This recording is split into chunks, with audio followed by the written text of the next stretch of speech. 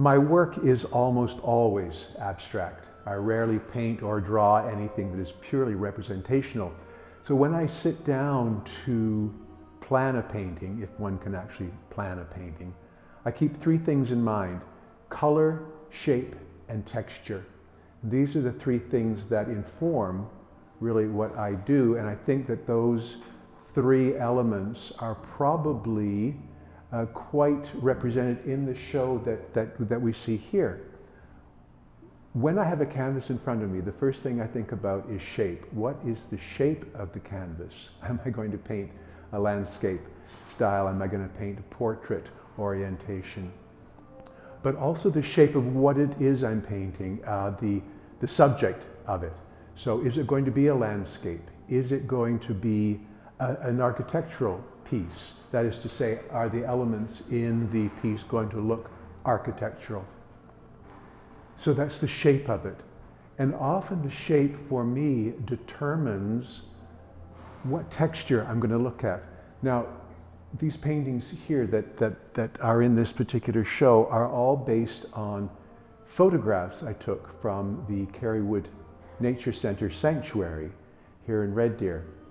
Photographs based on the landscape of the sanctuary, but purely abstracted in the way I want to abstract them.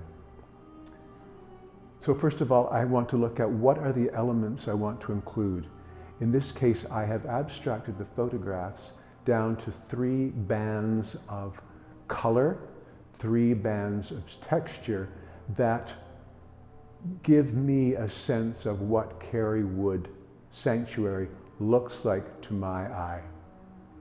And so that's where I start. I start with the shape of these pieces.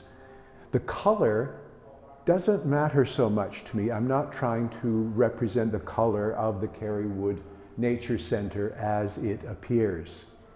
And I rarely, if ever, mix my colors on a palette. I invariably mix them on the canvas so that I've got both the solid colors that I'm squeezing onto the canvas, but also the mix that comes from those being mixed before my eyes with a palette knife. And that's what I usually use on these particular pieces, on my landscapes. I always use a palette knife. I will sometimes then follow up with a brush, but it's the palette knife that gives me, at least I feel it gives me, some control over the paint. And that way I can also then begin to construct the texture of them. So in some cases, we can look at one of these paintings where we see a sky, or what appears to be a sky, and it really does look like a sky. In others, there are colors that look nothing like a sky, and maybe it's something else. I try not to tell the viewer what to see. I'm only putting down what I see in my mind's eye and what I feel. It's the viewer who decides this is sky, this is water, this is field, whatever it might be. And the texture sometimes gives that away. It might be a flowing texture, it might be what I would call a staccato texture on the piece.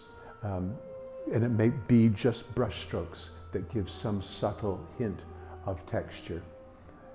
For other pieces in this show, pieces that come from a series called Matrix, these are more totally, in my mind anyway, totally abstract. The Matrix series began as paint, just pure paint.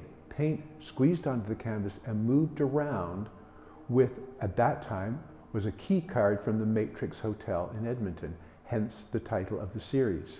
So every piece in this series has started out not with a shape and not so much with texture, but it started with color, and then moving the color around the canvas with an old key card from a hotel, an old credit card, just something other than a palette knife, other than a brush, to drag the paint over the canvas. In all cases, paint has been applied wet on wet. Rarely do I allow in the Matrix series the paint to dry before the next layer goes on. And in this way, I'm playing with the paint, not trying to decide what is this going to look like, but really what will the paint do? What will this color do with that color? Is there a texture that evolves in the end? Is there a shape that evolves in the end? I don't know what's going to happen with those, but I'm always quite pleased with what I see in the end. And of course, as many artists do, if I'm not pleased with the painting, I paint over and I start again.